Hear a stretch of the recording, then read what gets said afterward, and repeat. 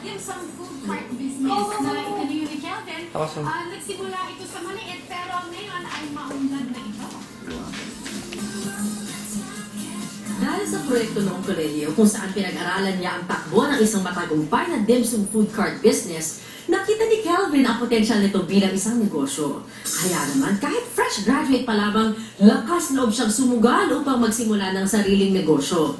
Nag-umpisa ako sa 5 empleyado, isang sekretary, at wala pa kaming delivery noon, puro pick up lang. Tapos mano-mano lang ang gawa ng siomay at siopaw natin.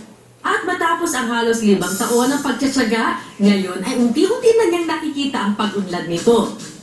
We develop yung production line natin to a fully automatic line. So, ang gumagawa ng siomay siopaw natin, makina na ang gumagawa, so mas mabilis.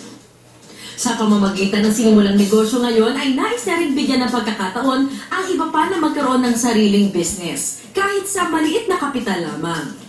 Yung dealership program natin, kung wala kang ganong kalaking puhunan para pang franchise sa amin, pwede kang gumawa ng sarili mong brand, pwede kang gumawa ng sarili mong diskarte paano mo maibibenta ang produkto na magagaling sa amin. Gagarantihan namin na factory price ito. Kaya naman aktibo siya sa pagsali sa iba't ibang negosyo fair upang maibahagi sa iba pa ang oportunidad na magkaroon ng sariling business. Anya, mahalagang puhunan sa pagnenegosyo ang lakas ng loob, pero pinakakailangan pa rin syempre ay ang pagsisikap na mapaunlad ito. Yan, ang ganda ng posing mo parang posing mayaman Actually, ito pusing gutom eh. Nagutom ka din sa akin.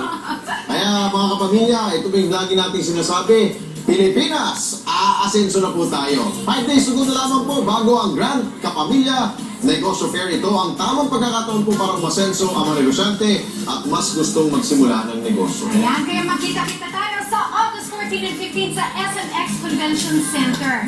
Maraming nagtitext kasi sa atin at nagtutwitter para sa itong event na